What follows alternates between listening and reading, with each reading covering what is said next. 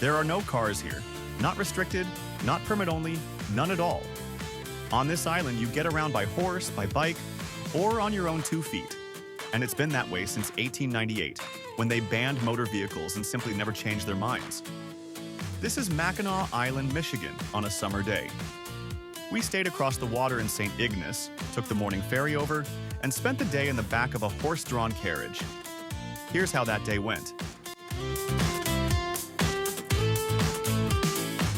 Staying on the island itself is the postcard version, and it books out months ahead. We based ourselves in St. Ignace instead, the ferry town on the mainland side, about 5 minutes from the dock. To get there, you cross the Mackinac Bridge.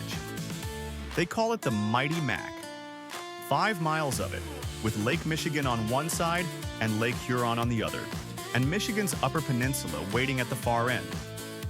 It's been holding the 2 halves of the state together since 1957, and it's still the longest suspension bridge in the Western Hemisphere.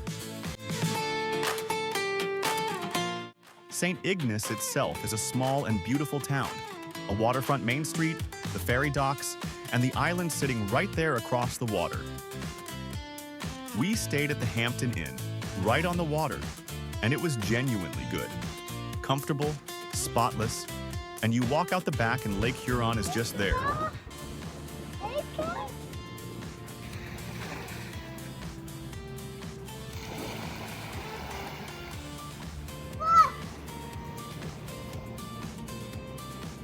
There's no bridge to the island. The only way over is the ferry. There are a few companies that run the crossing from St. Ignace to Mackinac Island. We used Shepler's. The crossing takes about 20 minutes.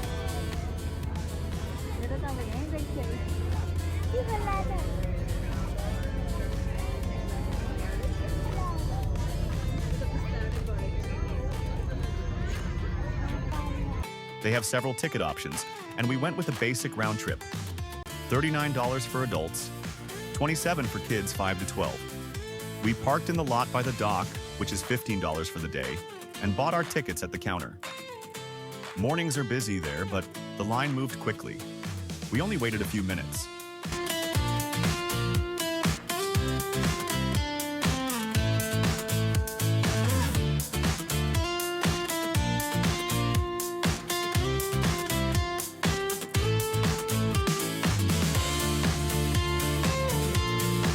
And then you step off the boat, and it's exactly what everyone says it is.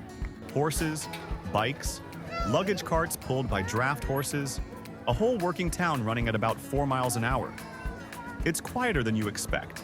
No engines anywhere. So what you hear is hooves on pavement and people talking.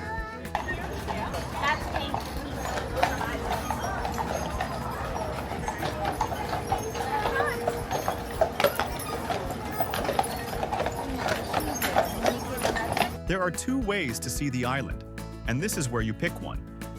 Bikes are the popular answer. Rental shops sit within sight of the dock, and the shoreline road loops the whole island in about 8 miles, mostly flat. We went with the Carriage. It climbs into the island's interior where the shoreline loop doesn't go, and there's a tour guide explaining everything along the way. The ticket office is at 7278 Main Street, and there are 3 tiers. The tour starts downtown in a 2-horse carriage with a live guide. Hello everyone, how are you guys doing today? Good. Happy to hear that. I want to know who's on the island for the first time. The first stretch takes you through the town itself, past the police station, the post office, the school. It's a real place where fewer than 600 people live year-round, and the horses are just how everything works here.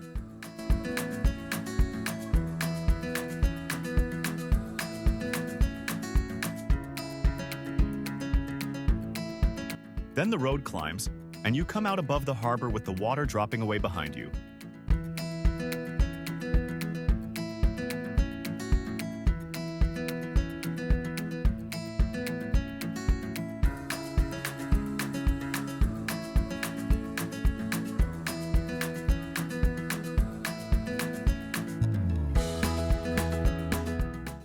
And up ahead, you get your first look at the Grand Hotel. The guide pulls the horses up and gives everyone a few seconds to see it, and take some pictures from the carriage. That impossibly long white porch, the flags, the gardens dropping down the hill in front of it. Then the horses pick it up again, and you head out towards Surrey Hills.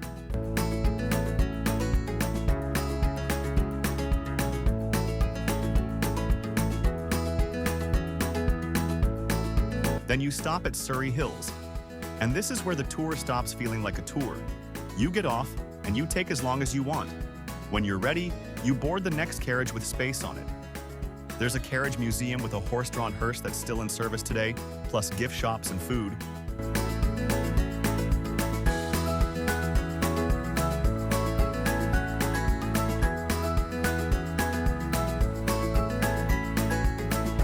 And then there's the butterfly conservatory.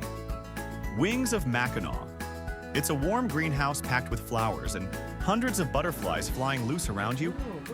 They land on people. Kids lose their minds in here, and honestly, so did we.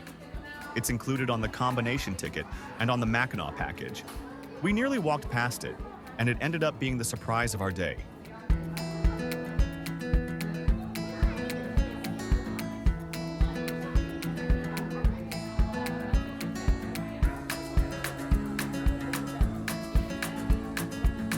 When you're done, you board a 3-horse hitch for the second half of the tour, and the second half is a completely different experience from the first. Our guide told us straight, about 70% of this second stretch is woods. She was right. The town disappears behind you in its forest road, tree canopy, and horses for a good while. Quieter than we expected, and we didn't mind it. Then, the trees open up, and Arch Rock is your next stop. The carriage stops for about 5 minutes, and you get off and walk up to it.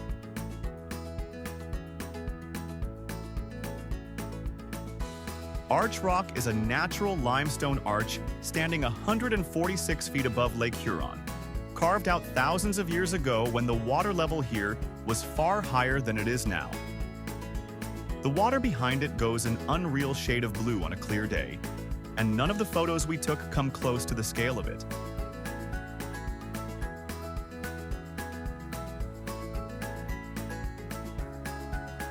From there you pass Fort Mackinac, up on the bluff, an American Revolution-era fort with the avenue of flags out front.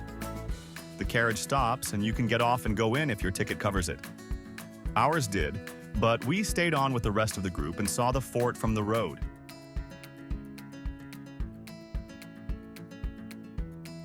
And just past it, the governor of Michigan's official summer residence, still used, still on a bluff with one of the best views on the island.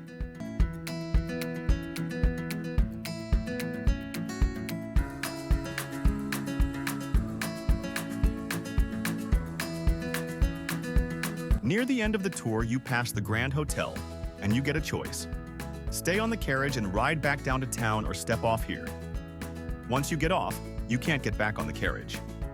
From there, you either walk back or take a horse taxi into town. We got off, because you don't come this close to a place like this and stay in your seat.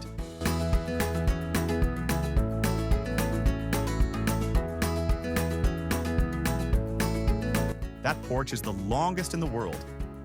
Non-guests pay a fee to visit, and there's a dress code. Casual resort wear during the day, no tank tops or cutoffs, and after 6 in the evening, it's coat and tie.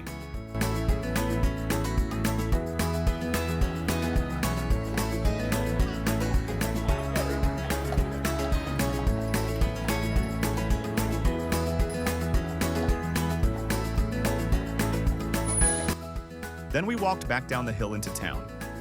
10 minutes downhill the whole way, and the views on the way are worth it.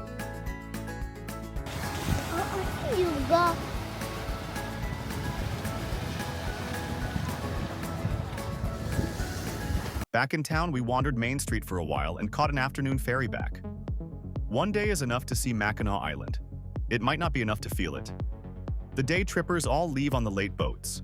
The people who stay get the island almost to themselves, at sunrise and again at sunset. If we come back, that's what we're doing. Here's the thing that stays with you about Mackinac. It's the quiet. There are no engines anywhere on this island. What you hear instead is hooves on pavement, bike bells, and the water. You stop noticing it after an hour, and then you step off the ferry back on the mainland, and the mainland sounds wrong. It's a limestone arch standing 146 feet above water, so blue it doesn't look real. It's 3 horses pulling you down a forest road with no particular hurry. It's butterflies landing on strangers in a greenhouse. It's a white porch that goes on longer than any porch has a right to. It's mesmerizing. Beautiful in a way photographs keep failing to catch, like the whole island stepped out of another century and quietly decided to stay there. Go once, and you'll spend the whole ferry ride home planning the next one. If you enjoyed this, please hit subscribe. See you at the next one.